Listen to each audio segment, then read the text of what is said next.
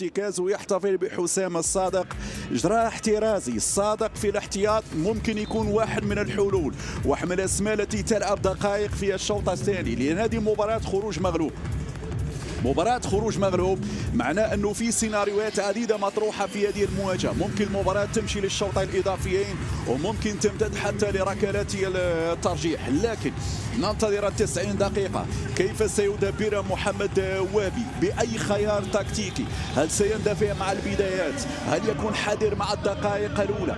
هل يعرف قوه المنتخب الامريكي، نقاط قوه المنتخب الامريكي بالاساس على الاطراف؟ هذه مراوغه اولى والفرصه الأولى لمنتخب أمريكا. الضربة الأولى مبكرة، الكرة الأولى كانت في منتهى الخطورة على دفاعي المنتخب المغربي. من الثواني الأولى يبدأ المنتخب الأمريكي في الضغط على مرمى يانيس بن الشاوش، والكرة تتحول إلى ركن معمى. يلا يا عثمان، عثمان 1 على 1، مرة عثمان، انسل عثمان، العرضية غير معقول ضاعت كرة الجول بعد انطلاقة جميلة من عثمان معمى. برافو عثمان، هنا أول انسلال، مرور جميل بهذه الكيفية، هذا هو صاحب التمريرة الحاسمة. استفاد يلعب عليه كامبيل يبحث عن التسديد، والكرة لا زالت فيها خطورة، والحكم البيروفي يوقف اللاعب الأولمبيين، وكان حاضر في بداياته مع المنتخب الأول جريماتشي. هذه الكرة العرضية بالراس نعيم، بل هو علي معمر بالراس، والكرة إلى الكورنر. طبعا حاولت أني نقرب الصورة حول وضعية ومسار بعض اللاعبين الأمريكيين. كامبل عنده إمكانيات كبيرة، هذا هو لاعب كامبل يمشي بالكرة البينية العرضية، يانيس برافو، هنا نعيم بايار يساند، وانطلاقة من عثمان معمى، هذا اختبار آخر يانيس بن الشاوش. يمكن المنتخب الأمريكي يبادر ويهاجم على دفاعاتنا طيلة الوقت. هذه الكرة العرضية ضربت في العارضة وخرجت بعد ذلك. لقطة خطيرة مرة أخرى، غوتزو هو من رفع الكرة تضرب في العارضة. وطبعا سأعيد الكلام مرة أخرى يا وابي، يمكن أن ندافع طيلة دقائق اللي شكل خطور على دفاع المنتخب الأمريكي من طرف عثمان. يلا ياسين، عندك ياسين جسيم، 1 على 1، ياسين ينتظر فؤاد، ياسين يرفع كرة، ياسين وبالراس لا زالت مغربية، والخطورة والجول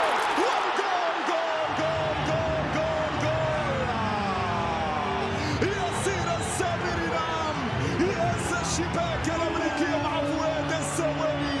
الهدف الأول مشاهدينا، ياسين السابري الجوليادور، ياسين السابري بذكرياتنا الدافية شهور في 2005.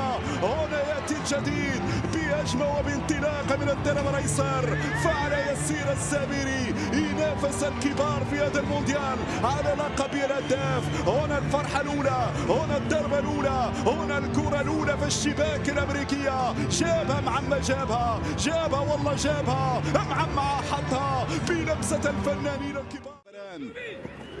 مرفوعة في القائم الأول وبالراس تمشي للركنية من جديد.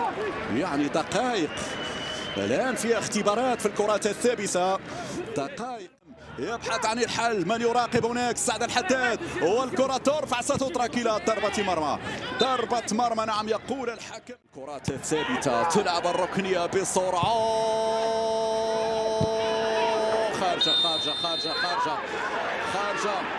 خارجة الكرة. حكم يشير إلى ركنية من جديد وبطاقة صفراء لعلي معمر. بطاقة صفراء. ماذا حصل في اللقطة الماضية؟ الحكم إلى أين سيتجه؟ هذه الإعادة مرة أخرى. إذا أكد ضربة الجزاء. إن شاء الله تتصدر يانيس، إن شاء الله برا يانيس. كامبل الآن يتقدم، كامبل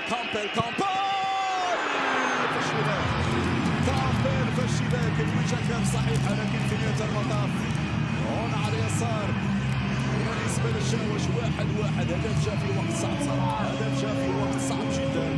يعني كنا قريبين من نهاية الجولة الأولى متقدمين. معلش لازلنا في المباراة. 1-1 لفائدة المنتخب الأمريكي. يتضح بأن كل الأهداف التي سجلت في مرمى المنتخب نوعا ما مبالغ فيه.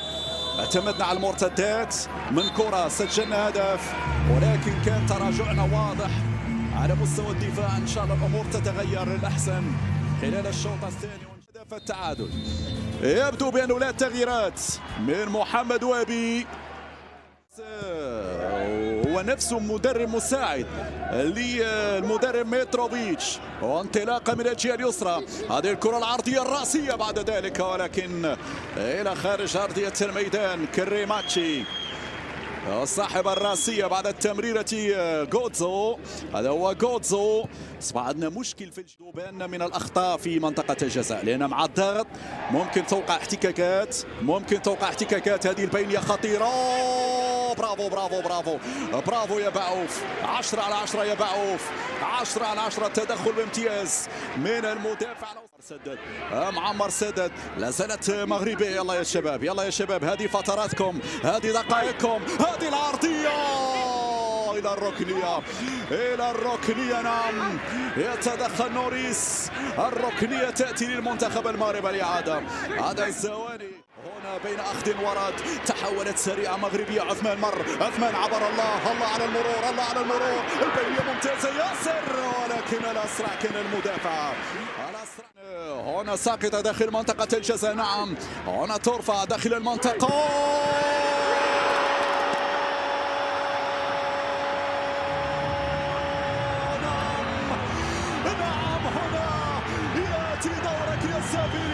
عاد إليكم من جديد ليقول نعم، لن نتنازل عن الانتصار، بعيدا عن لغة الانكسار. هكذا هو التحدي بالفعل. السابير يتحدى الدفاعات الأمريكية، ويقول أنا حاضر. نعم، سأكون الجوليادور في هذه البطولة. ماذا هناك؟ يبدو بأن بطاقة خضراء قادمة من المدرب الأمريكي في هذه اللحظات. هات الصورة في كرة الجول ياسر السابيري. ننتبه ونكون مركزين تماما في هذه اللحظات، بينما كرة أمريكية الآن من الجهة اليمنى العرضية. تدخل بطولي. لا زالت الصعوبات في كرة مرت بسلام في لقطة صعبة على المرمى المغربية. كرات بمثل هذا الشكل، الكرة تصل على جهة اليسرى العرضية. برافو يانيس. بين الشاوش يتصدى. من منحنا الهدية البحراوي الآن. البحراوي يمرر كرة. إلياس البومسعودي يسدد. البديل. نعم، كان قريب من الثالث. أرجوكم يا شباب، لا نريد إعطاء هدايا. حكم يعطي إشارة التنفيذ. مرفوعة في القائم الأول. لا زالت من يتابع. ركنية من جديد. كم كانت جميلة دي اللقطة، الانطلاقة بسرعة الآن من اللاعبين الأمريكيين. ممنوع المرور يا معمر.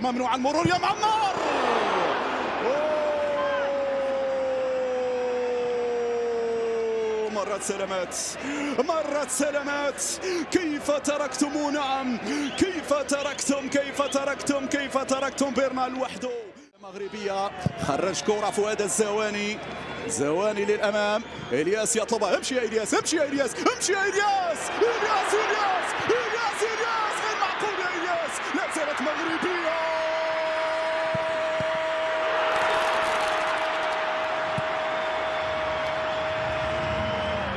جول. هدف يقرب البعيد، هدف يقرب المسافات، هدف يعبد الطريق إلى المربع الذهبي.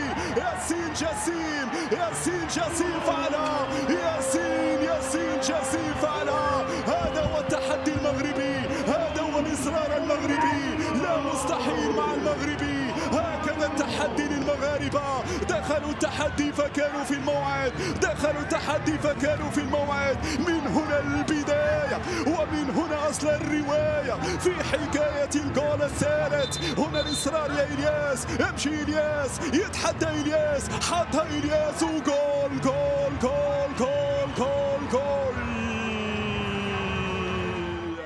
نلعب وكأنه تعادل، نلعب وكأنه 2-1.